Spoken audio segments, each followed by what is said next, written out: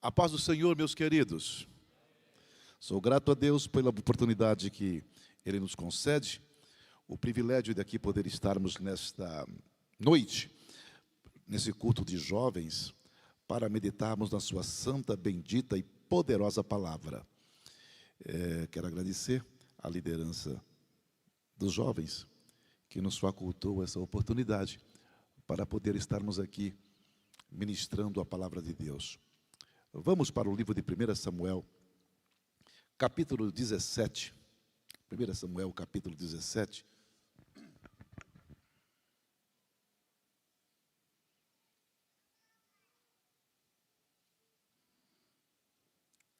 Versículo de número 33. Ou melhor, 32 e 33.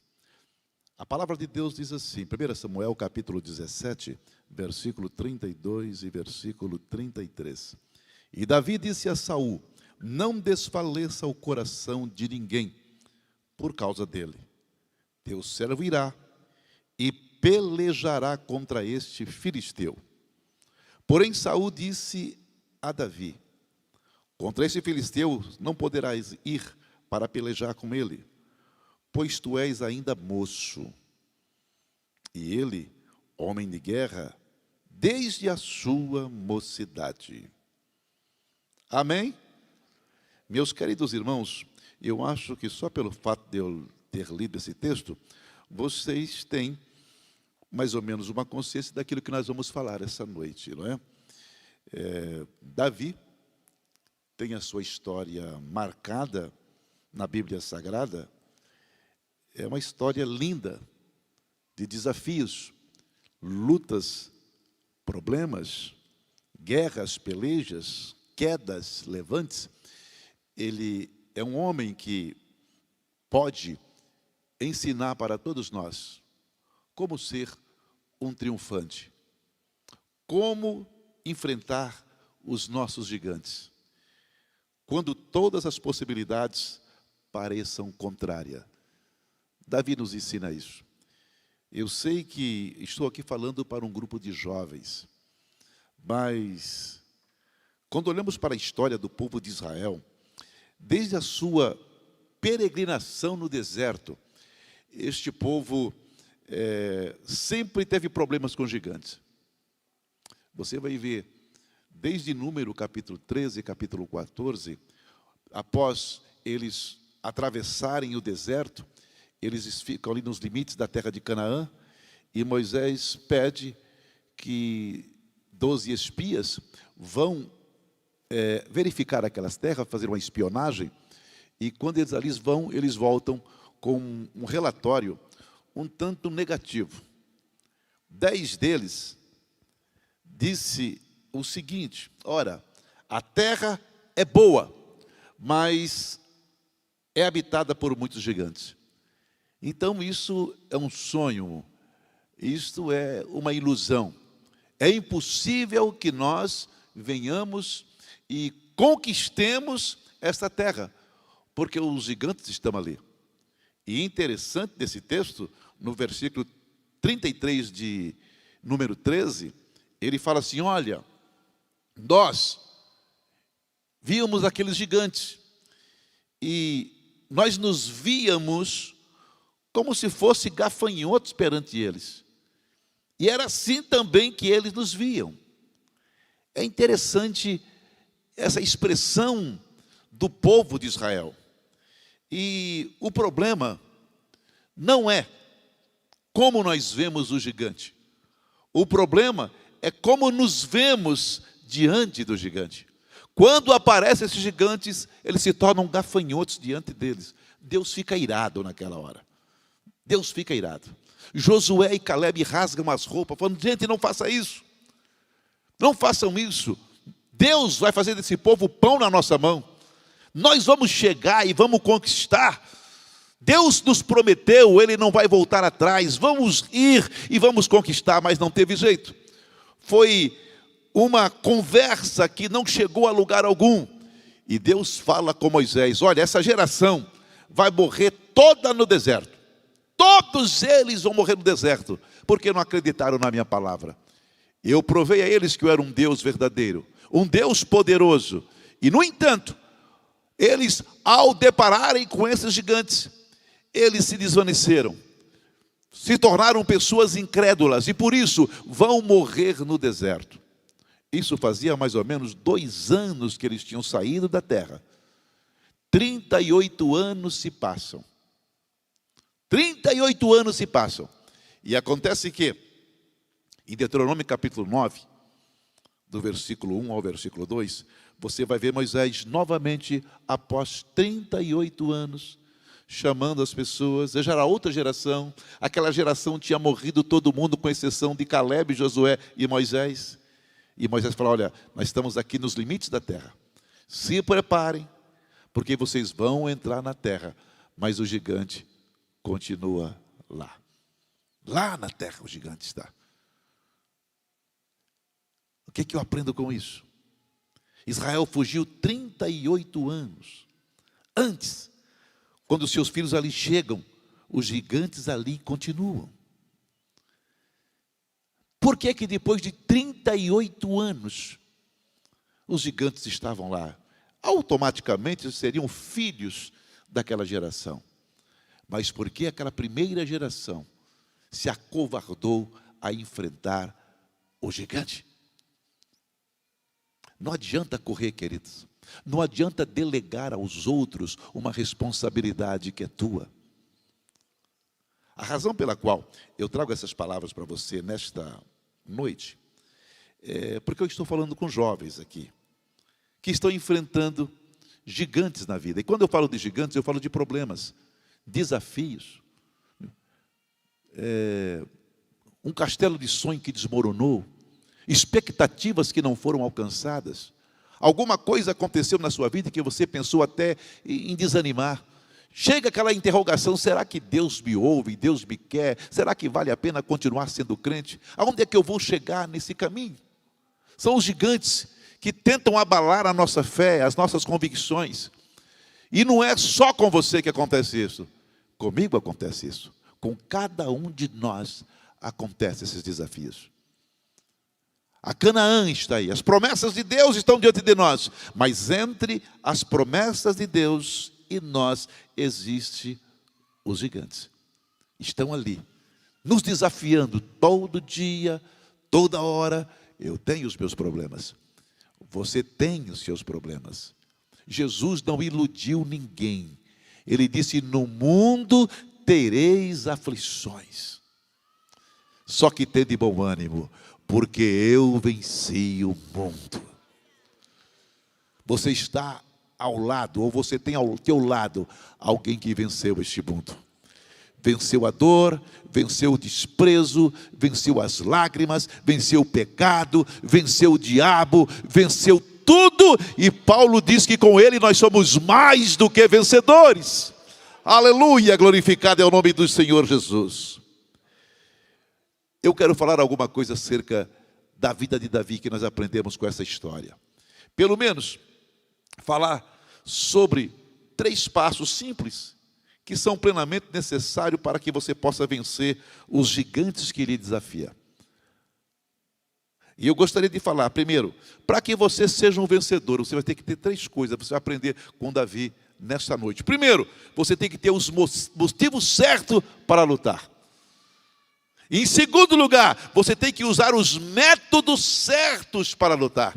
E em terceiro lugar, você tem que ter a expectativa certa para a tua vitória. Se você não tiver essas 3 bases, você não chega a lugar nenhum. Primeiro, motivos certos para enfrentar o gigante.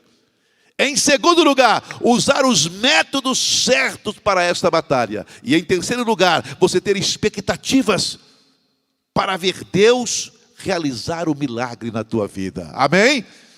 Vamos lá para a palavra de Deus. Motivos certos.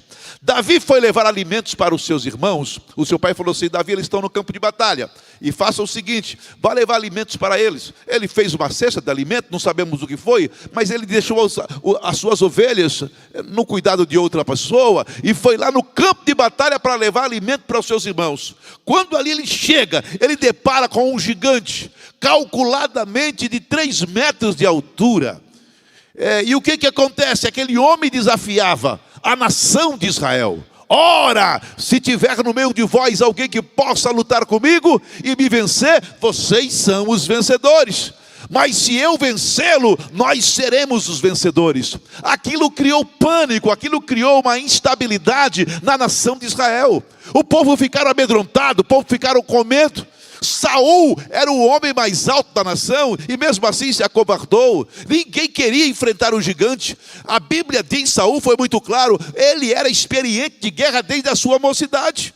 3 metros de altura, uma armadura pesada, um homem experiente da batalha. Quem poderia enfrentar aquele homem? E neste momento que aquele gigante está desafiando o povo de Israel, Davi chega ali. E quando ele chega, meus irmãos, ora, ele depara com o gigante, desafiando o povo de Israel. E ele se propõe a lutar contra esse gigante. Quando você olha para a palavra de Deus, que coisa maravilhosa. Eu fico olhando para esse texto, eu fico fascinado. O texto diz assim, que Saul, escute só, Saul disse assim, aquele que vencer este gigante, ele vai ter uma recompensa de riqueza. Ele vai ter bens materiais, e eu vou dar a minha filha, escute só, a minha filha como esposa, não faltaria nada para Davi. Falou, disse que eu vou, chegou na hora, cheguei na hora para enfrentar esse gigante. Poxa, eu tenho uma unção de Deus na minha vida, eu tenho uma promessa de Deus na minha vida, eu vou ganhar muito dinheiro e por fim, a filha do rei como esposa. Mas esse não foi o motivo para ele enfrentar o gigante. É por isso que eu estou falando para você, você tem que ter os motivos certos para desafiar e enfrentar os gigantes da sua vida. Não foi pela recompensa, não foi pelo casamento com a filha do rei, não foi para se promover que ele se propõe a lutar. Ao lermos o texto, estamos convencidos de que Davi, ele foi motivado por 3 coisas. E eu gostaria que você abrisse a sua Bíblia comigo. Abra a sua Bíblia, aí no capítulo 17. Primeiro, ele foi motivado por causa da glória de Deus. Ele percebeu que a honra do seu Deus estava em jogo. Veja o que diz no versículo 26. Ele diz assim, então falou Davi aos homens que estavam com ele, dizendo, que farão aquele homem que feriu esse filisteu e tirar a afronta de sobre Israel? Quem é, pois, esse incircunciso filisteu para afrontar o exército do Deus vivo? Quem é ele? Quem é ele para enfrentar esse incircunciso filisteu? Ele quer dizer, esse homem que não tem aliança com Deus, que não tem pacto com Deus, desafiar o Deus do exército, o Deus vivo, ele está em problema. Quem pensa que ele é? Aqui não tem um homem para enfrentar. Então você nota aqui que a glória de Deus estava em jogo. Vê o que ele diz no versículo 29. Então disse Davi, que fiz eu agora? Porventura não há razão para isso? Eles estavam agora criticando Davi. O que é que você veio fazer aqui? Veio ver a nossa desgraça, a nossa derrota? Falou, não, eu me proponho a lutar porque existe uma razão. Eu não estou aqui sem motivo, eu não estou aqui sem razão, eu me proponho a lutar contra esse gigante. E em terceiro lugar, por que é que ele se propõe a lutar? Pelo fato da sua experiência com Deus. Ele não estava ali fazendo uma tentativa alheia. Não, no capítulo 16 você vai ver que Samuel chega na casa de Jessé para ungir um dos filhos de Jessé como rei de Israel. E de repente passam todos os filhos de Jessé na frente de Samuel, e nenhum deles Deus toca no coração do profeta para que possa ungí-lo. Mas quando ele pergunta, acabaram-se os mancebos? Jessé fala, poxa, a vida estava esquecendo. O mais novo, o menor, o de menos experiência, aquele que eu tive que arrumar um serviço para ele cuidar das ovelhas lá, bem longe daqui. Samuel disse, manda ele vir aqui, porque nós só vamos sentar para não comer quando ele chegar. E quando aquele garoto chega, quando aquele rapaz chega, e Samuel bate os olhos nele, um rapaz de uma gentil aparência, cabelos ruivos, diz a Bíblia, de uma aparência não muito bela, ele olha e Deus fala no seu coração, aí está o homem que eu escolhi. Aí está o homem segundo o meu coração. Pode deitar o azeite sobre ele, porque ele vai ser o rei da nação de Israel. Agora o que me chama a atenção, queridos, é que quando Samuel pega aquele chifre cheio de azeite e derrama na cabeça de Davi, automaticamente o Espírito Santo de Deus desceu sobre a vida dele e ele foi cheio do Espírito Santo de Deus. É por isso que ele tinha ousadia, é por isso que ele tinha motivos certos para enfrentar um gigante. Ele tinha uma experiência com o Espírito Santo de Deus. Eu estou falando aqui com jovens pentecostais, cheios do Espírito Santo de Deus, que não estão aqui simplesmente por um sonho, não estão aqui simplesmente por uma falácia. O Espírito de Deus habita na sua vida, o Espírito de Deus está em você, e você vai enfrentar os gigantes da vida, primeiro, para a honra e glória do nome de Deus. Segundo lugar, oh, aleluia, porque você se identifica com o exército. Olha o que ele diz aqui no versículo de número 32, ele diz assim: Davi disse a Saul: não desfaleça o coração de ninguém, por causa dele, teu servo irá e pelejará contra esse filisteu. Ele estava preocupado com os corações aflitos, com aqueles soldados que estavam medrosos. Não, fica tranquilo, não precisa ficar com medo, não precisa desfalecer ninguém. Eu vou e vou pagar o preço da vitória. Eu vou e vou enfrentar esse gigante em nome do Senhor.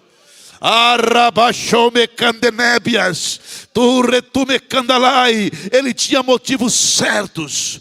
Qual é o meu motivo? Qual é a razão para que eu possa enfrentar os meus gigantes? O que é que me impulsiona? Primeiramente, a glória de Deus.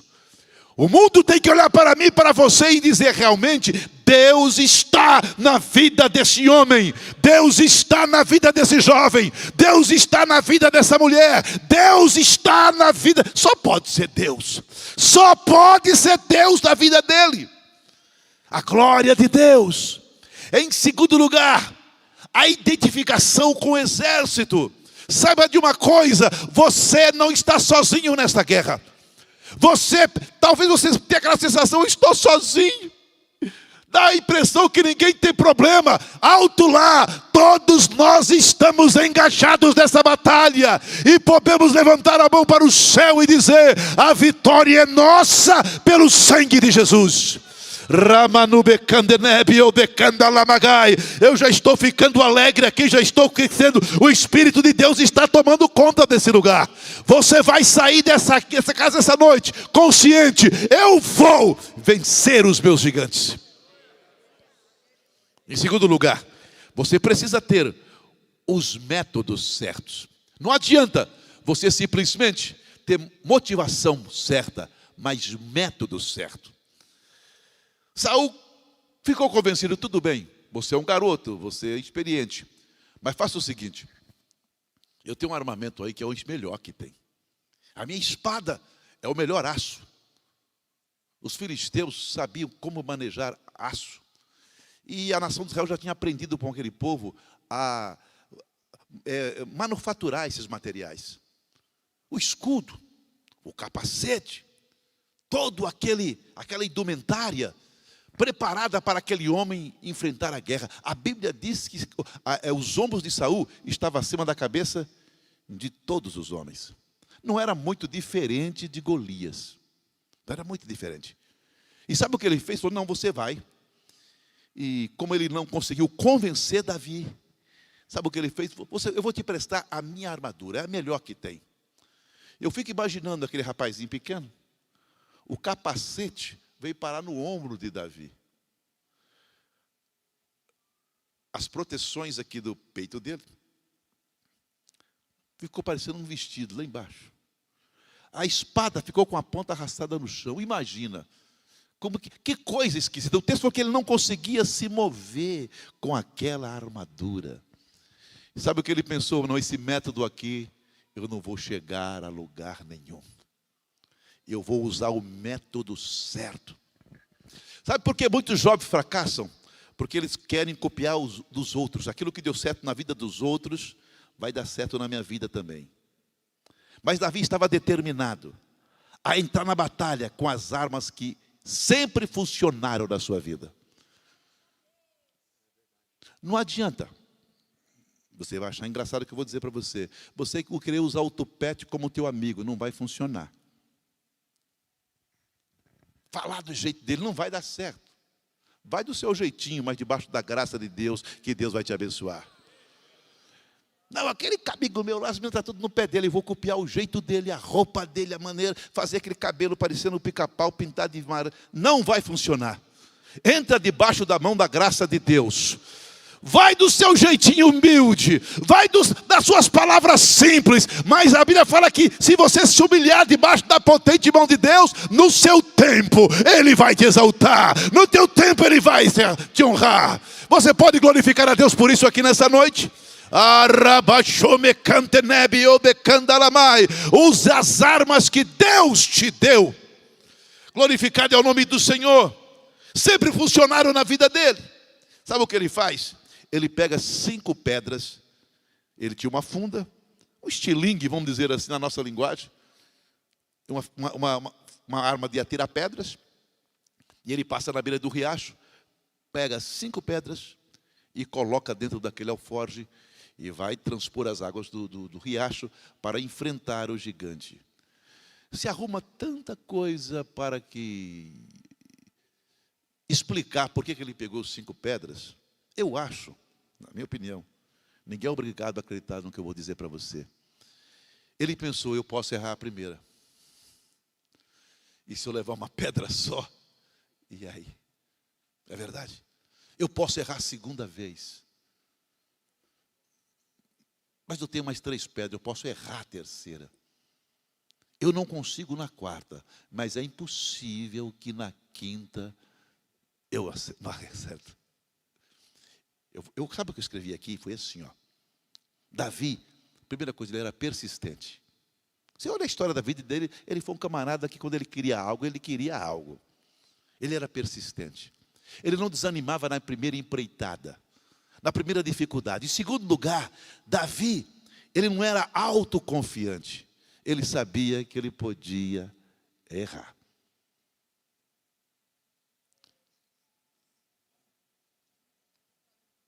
Mas ele conhecia o método que Deus tinha dado vitória para ele no passado. Ele sabia. Sabe por quê, irmãos? Eu penso assim, poxa vida, eu posso errar a primeira, a segunda, a terceira pedrada, a quarta, mas a quinta eu não erro. Porque o número 5 na Bíblia é o número da graça de Deus. O número 5 fala da mão de Deus atuando em nossas vidas. Foi com 5 pães e 2 peixinhos na mão de um jovem que passou a mão de Jesus, que ele alimentou a multidão. Foi 5 pães e 2 peixinhos. É aquilo que você coloca na mão de Deus. Eu posso errar a primeira, a segunda, a terceira, mas 5 é impossível. Nunca seja autoconfiante. Nunca seja aquela pessoa desanimada. Eu posso errar a primeira, mas você vai acertar na segunda. Se você não acertar na segunda, vai acertar na terceira. Se não acertar na terceira, vai ser na quarta. Chegará o momento, se você persistir, Deus vai te dar a vitória. Mas com as armas que Ele te deu, com os recursos que Ele te deu, é aí que você vai alcançar a vitória. 3 coisas que eu posso dizer que você tem que acreditar. Primeiramente, que Deus é maior do que o seu gigante. Acredite nisso. Ele é maior do que o gigante que você enfrenta. Quando Ele morreu e ressuscitou, Ele aparece aos seus discípulos e diz, é-me dado todo o poder nos céus e na terra. Ele é maior do que o seu gigante. Você está do lado dele. Em segundo lugar, o Deus que operou no passado, Ele continua o mesmo. Lá em Malaquias capítulo 3, versículo 6, Deus fala assim, porque eu sou o Senhor que não mudo, é por essa razão que os filhos de Israel não vão ser consumidos. Sabe por quê? Porque eu não mudo, eu continuo sendo o mesmo Deus. O Deus que operou no passado, Ele está aqui nessa noite para operar na sua vida. Aramanube cantenebe ou decandalamagai. Ele é maior do que o seu gigante. A Bíblia fala que ele é poderoso para fazer muito mais, abundantemente, aquilo ou daquilo que nós pedimos e pensamos, segundo o poder que opera em nós. É através desse poder que foi derramado na sua vida, é que Deus vai fazer abundantemente, muito mais, daquilo que você pede e daquilo que você pede. Pensa numa coisa grande aí, pensa em algo grande. Deus pode fazer muito mais na sua vida. Pensa em algo que a tua mente nunca imaginou. Deus pode fazer na tua vida nessa noite. Muito mais, abundantemente, abundantemente, muito mais daquilo que pedimos ou pensamos. Ele é poderoso para fazer, segundo o poder que opera na minha vida e na sua vida. Tem poder aí? Tem poder aí? Tem poder de Deus na sua vida? Tem poder? Tem poder? Você está preparado para ver o milagre de Deus acontecer na sua vida. Em terceiro lugar, você tem que ter a expectativa para esse milagre de Deus. Você nota como é que Davi enfrentou o gigante? Você vai ver no versículo 40 a 44 que ele foi rejeitado pelos seus irmãos, ele foi humilhado por Saul, ele foi ridicularizado por Golias. Foi o que aconteceu. Mas você olha que coisa interessante. No versículo 43 ao 44 ele diz assim, escute só. Disse, pois, o filisteu a Davi: sou eu algum cão para tu vires a mim com pau? E o filisteu amaldiçoou a Davi pelos seus deuses. Esse foi o discurso daquele desafio. Está pensando que eu sou cachorro para vir com um pedaço de pau? Eu vou matar você, eu vou cortar a sua cabeça. E amaldiçoou a Davi. Mas olha o que Davi fez. Davi, ele tinha uma expectativa. Davi, ele acreditava na vitória. E ele disse assim, 45 a 47. Davi, porém, disse ao filisteu: tu vem a mim com espada e com lança e com escudo, porém eu vou a ti em nome do Senhor dos exércitos, o Deus dos exércitos de Israel, a quem tens afrontado. Hoje mesmo o Senhor te entregará na minha mão, ferir-te-ei, tirarei a tua cabeça, e os corpos do arraial dos filisteus darei hoje mesmo às aves dos céus e às bestas da terra, e toda a terra saberá que há Deus em Israel. Essa era a expectativa. Ele foi para a batalha dessa maneira. Ele não foi pensando, se der certo, se der certo. Ele sabia, eu vou levar 5 pedras. Se eu errar a primeira, eu acerto a segunda. Se eu errar a segunda, a terceira. Mas eu vou sair vitorioso dessa batalha. Hoje Deus vai dar vitória ao seu povo. Quando você for enfrentar o seu gigante, já vai cantando, vai glorificando o nome do Senhor, vai cantando o hino da vitória. Acredite que Deus vai te dar vitória. Josafá enfrentou 3 reis grandes da sua época. Ele não sabia o que fazer. Meu Deus, o que é que eu vou fazer? O profeta falou: fica quieto, não faz nada, só canta, só adora. Abre a tua boca, pega a orquestra e põe esse povo para cantar. Porque enquanto você cantar, você adorar o meu nome, eu vou te dar vitória. Eu vou aplacar o gigante.